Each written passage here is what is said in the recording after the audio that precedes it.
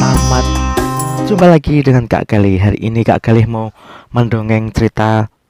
Ini gambar hewan apa? Unta. Hari ini Kak Galih mau mendongeng, judulnya Unta Paling Kecil. Sudah siap mendengarkan? Nah, ayo cepat, dengus seekor unta besar berwarna coklat. Cepatlah, nanti kita ketinggalan. Dia sudah berjalan secepat yang dia bisa, kata seekor induk unta. Kamu tidak bisa memaksanya berjalan lebih cepat lagi. Apa tanggapan unta paling kecil? Ia hanya diam saja. Bagaimanapun juga, ia sudah berusaha keras untuk berjalan mengimbangi langkah kedua unta yang ada di depannya. Mereka berjalan naik dan menuruni bukit. Mereka mendaki gunung dan menyeberangi dataran berbatu. Mereka telah berjalan berminggu-minggu lamanya dan mereka kelelahan. Jika perjalanan itu telah berakhir, unta paling kecil ingin tidur nyenyak agak lama sambil bersandar di tubuh ibunya. Dia seharusnya tidak usah ikut, gerutu unta besar berwarna coklat. Ia meludah ke tanah. Ia belum cukup kuat membawa muatan. Jalannya pelan sekali, sangat pelan. Tapi itu bukan salahnya, kata induk unta membela unta paling kecil. Berapa kali aku harus menceritakannya kepadamu? Orang-orang yang membeli akulah yang bersalah. Ia membeliku di pasar yang sama dengan ketika ia membelimu. Tetapi ia tidak melihat anakku yang berjalan di sampingku. Dan ketika sampai di gurun, orang itu baru menyadarinya. Tapi sudah terlalu jauh untuk kembali ke pasar lagi. Meskipun demikian, seharusnya dia berusaha supaya tidak tertinggal di belakang.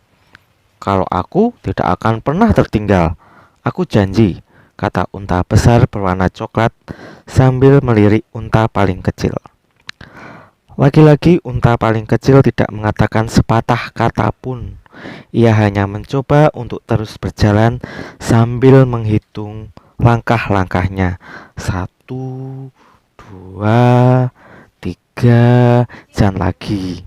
1, 2, 3, begitu seterusnya. 1, 2, 3. Tiba-tiba salah satu penunggang unta berteriak, "Lihat, bintang itu berhenti di depan kita, ada kota." "Tidak lama lagi kita akan berhenti, nak," kata induk unta kepada anaknya, yaitu unta paling kecil. Unta paling kecil tersenyum. Ia sudah tidak sabar lagi untuk mengistirahatkan kakinya yang capek karena terlalu lama berjalan.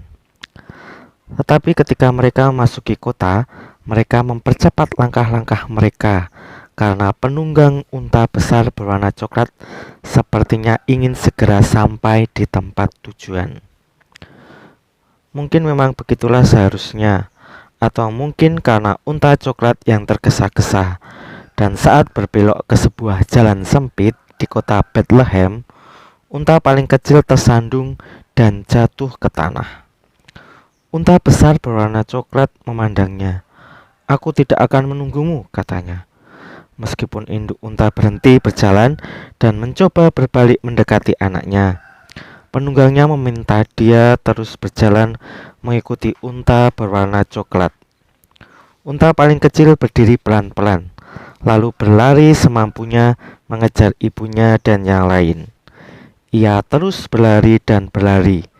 Meskipun demikian, ia masih tertinggal di belakang.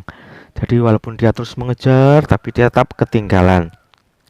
Ketika rombongan di depannya tiba-tiba berhenti di depan sebuah kandang sederhana dan berlutut, unta paling kecil tidak dapat menghentikan larinya. Ia kembali tersandung dan jatuh ke tanah, melewati para unta, pelayan, 3 orang bijak, dan hadiah yang berkilauan.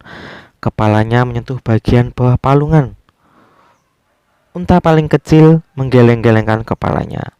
Unta paling kecil membuka matanya lebar-lebar. Unta paling kecil berhadapan dengan seorang bayi. Bayi itu tersenyum kepadanya dan menyentuh ujung hidung untanya. Bagus unta kecil, kamu telah menempuh perjalanan jauh untuk melihat putraku. Kamu tidak pernah menyerah. Mulai saat ini, unta paling kecil ini adalah unta yang akan membawa dan membagikan hadiah untuk semua anak di negeri ini.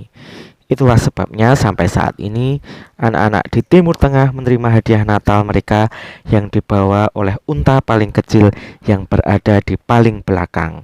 Seperti unta yang membawa kegembiraan untuk sang bayi di palungan. Nah, inilah cerita dari unta kecil. Sampai jumpa di cerita berikutnya. Dadah.